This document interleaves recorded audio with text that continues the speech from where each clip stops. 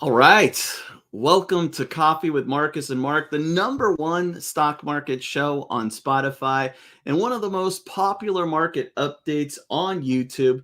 In this show, we talk about what's happening in the markets and how we're trading them. Today is Friday, February 3rd. The S&P trading at 6-month highs. Can the NASDAQ finish higher for 5 weeks straight? A red hot jobs report out this morning. Meta has its best day since 2013, and Apple and Google earnings disappoint. We have a lot to cover. Plus, we'll take a look at our Google position to see what our options are now that earnings are out. As you can see, we have a lot to talk about today. So let's go ahead and get started. And if this is your first time here, my name is Mark Hodge. I'm head coach at Rockwell Trading. I'm actually flying solo today. Most days I'm joined by Markus Heitkoetter, Rockwell Trading's founder. For those of you not familiar with the deep freeze going on in Texas, he's in Austin right now, and the power went out. So it was difficult for him to stay warm and also to do the show. So I'll be flying solo, but hopefully he'll be back here on Monday. Hey, if you're new here, we know our stuff. We've been trading for decades. We have a lot of experience, and we're not afraid to tell it like it is. So if you're looking for some honest insights into the world of trading, you've come to the right place. Before we look at open positions and some things we might be doing today, let's take a look at what's moving the markets. And let me slide on over to the S&P 500. You see here that it's actually been quite a week. We started off the week on Monday down a little bit. Then on Tuesday, a nice comeback, closing at highs that we haven't seen for a while. This was going back to December of last year. And then Wednesday, big day with the Fed, their quarter basis point rate hike decision. But traders liking the wording of their statement. And this was a bit of a surprise because you have this hawkish terminology and dovish terminology, right? Dovish means that they're supporting the economy and potentially lowering interest rates and just allowing things to flow. And hawkish mean they're trying to take control. You see that hawk swooping in, and rather than this very quiet, peaceful dove, the hawk is there to well, not hurt the economy, but raise rates to tackle inflation and make sure that their policies are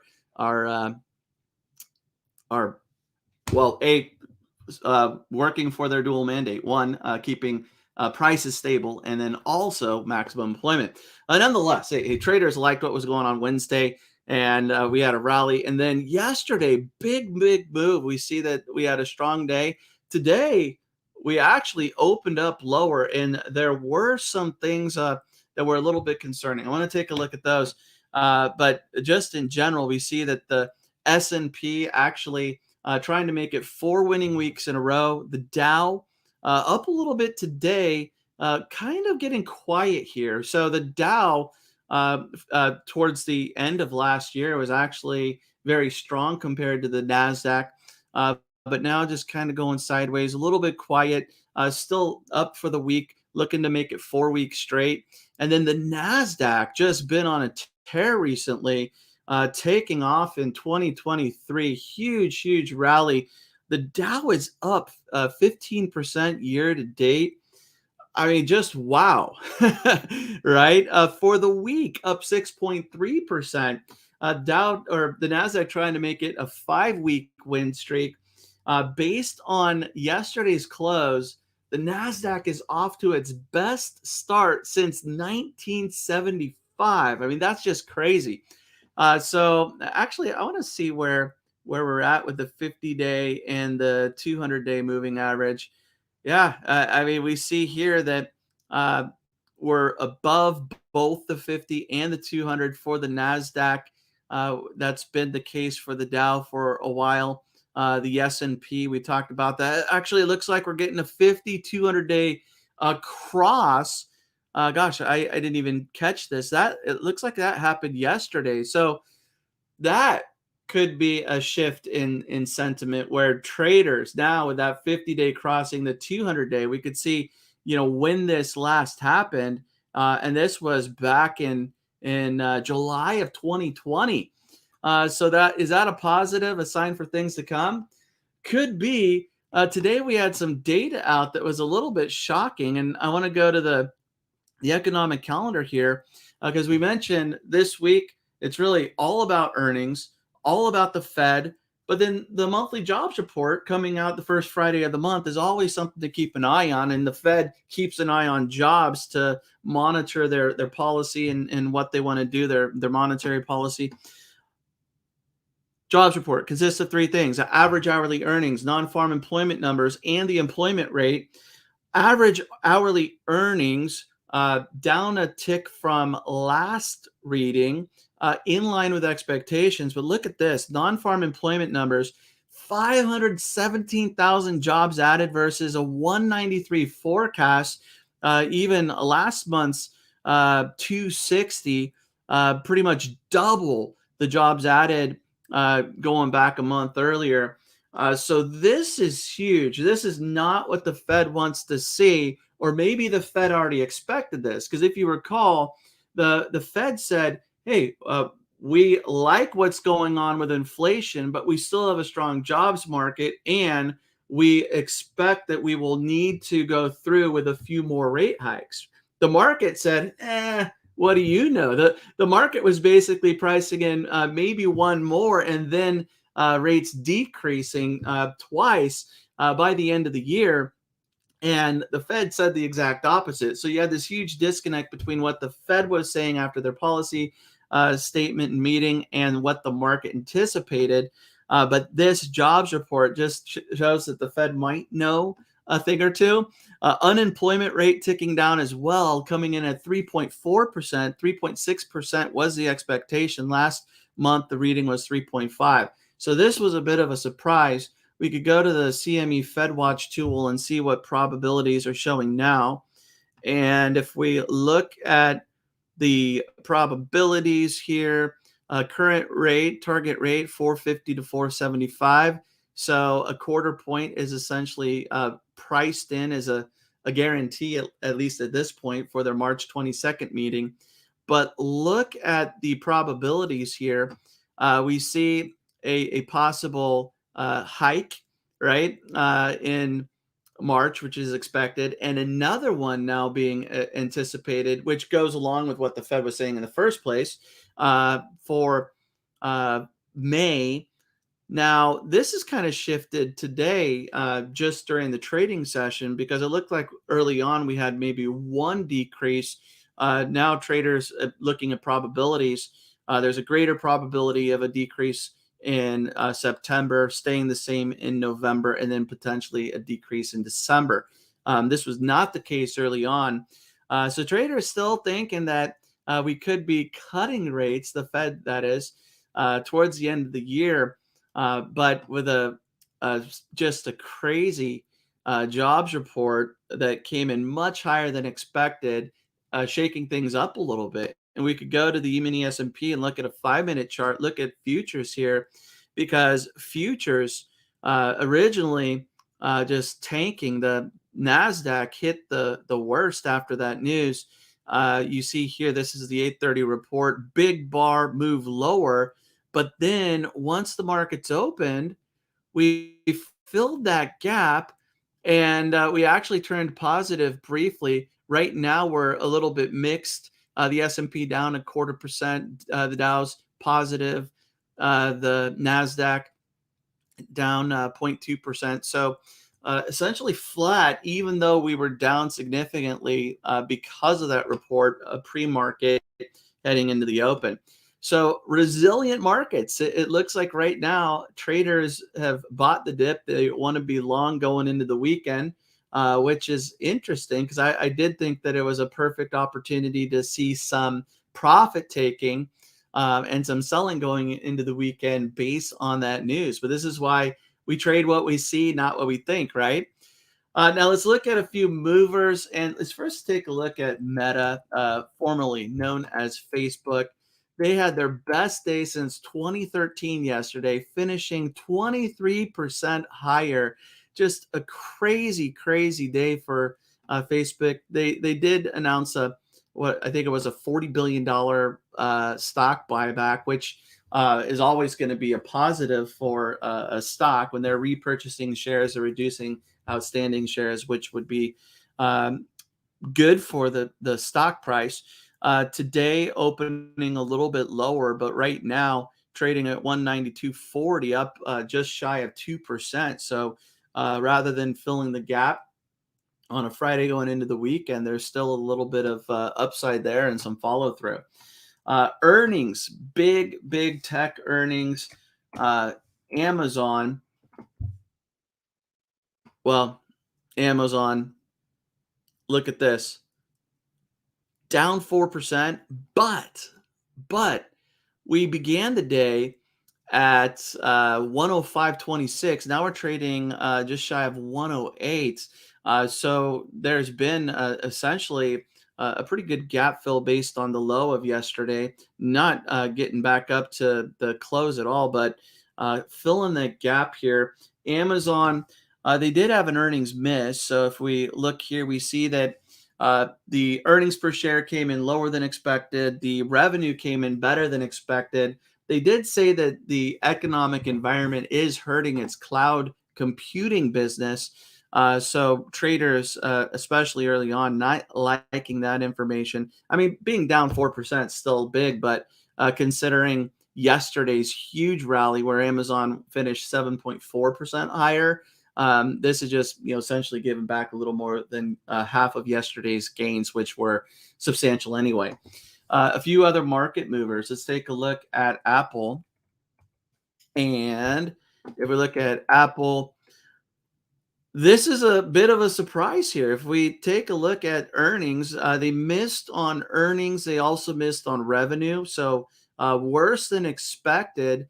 This sent the stock lower pre-market, and we opened around 148 a share.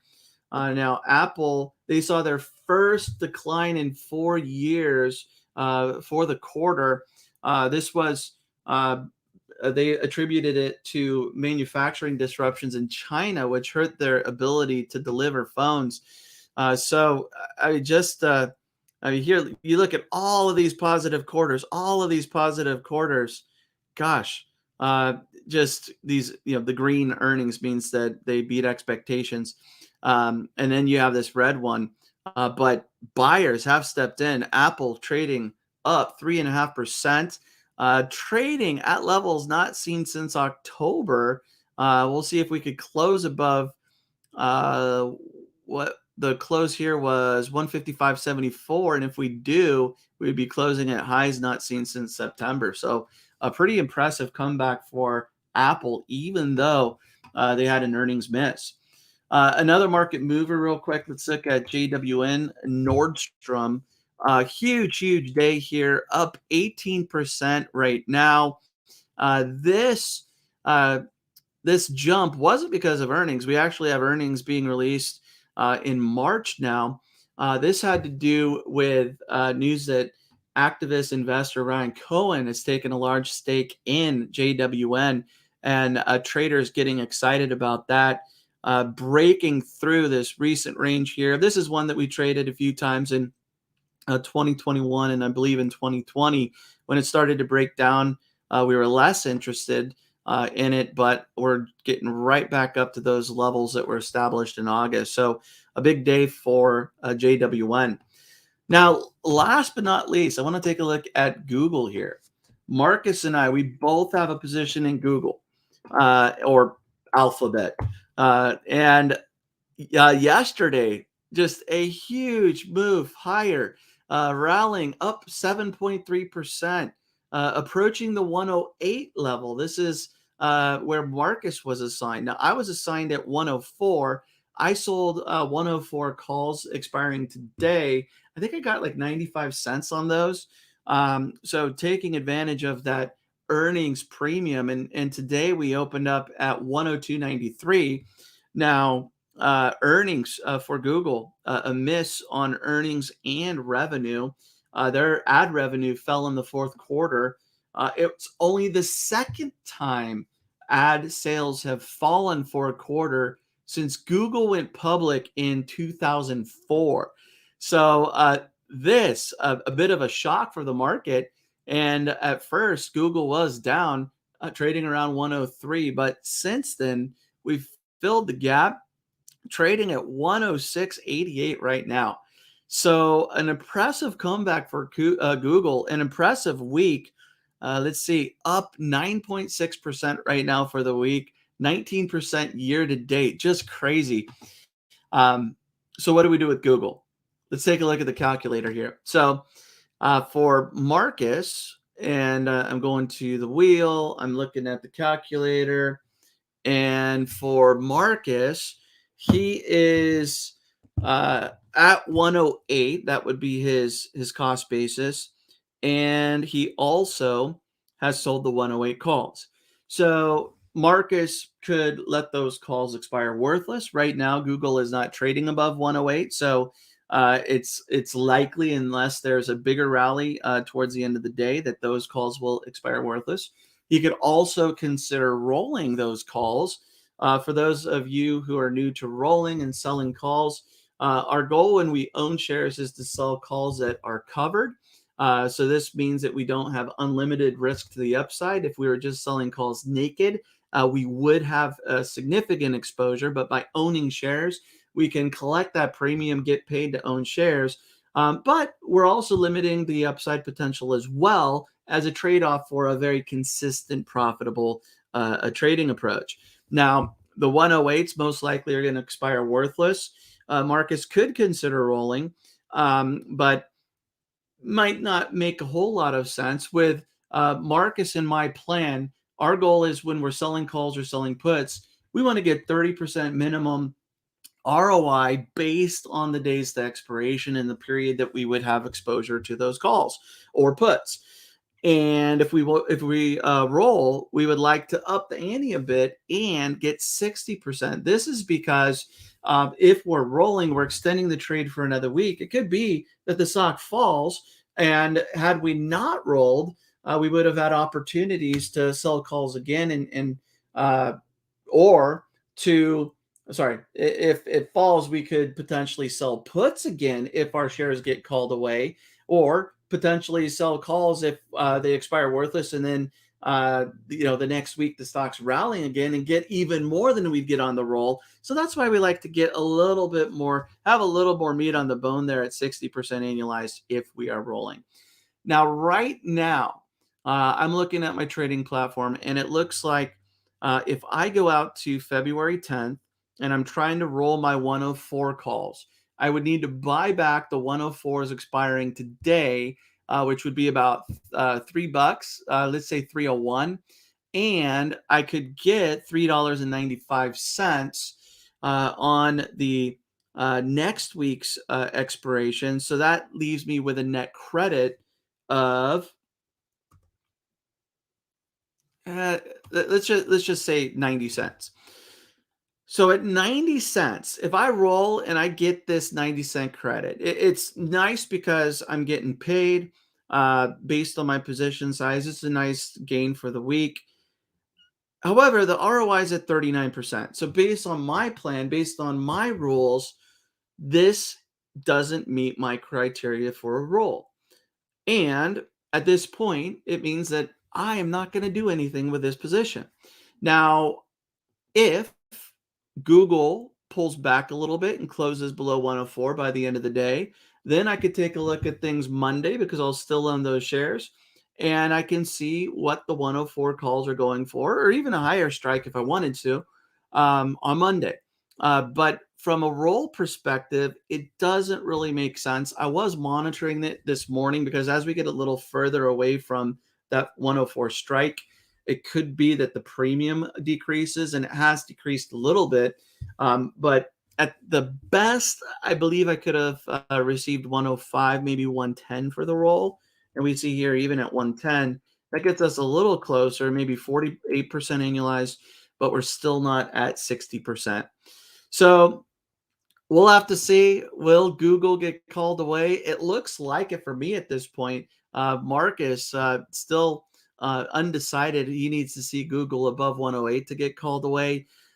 Another factor here, just overall, when I'm looking at this chart, this rally seems pretty extreme, right? I don't know if this is sustainable. We had this gap here, a little pullback. We had a gap here, a little pullback, but I wouldn't count this a gap fill. This wasn't a gap fill. Also, if we look at this range that we had when we first put the trade on, we had a range around 104 to 120. And this is where I sold the 104. I got assigned on this pullback. I've been able to sell some calls. It's a nice, profitable trade. But we went into these lower ranges, even times when we were not able to sell calls. Now, what was support could act as resistance. So I don't know if this is just going to, scream higher at this point. It's been a very substantial move.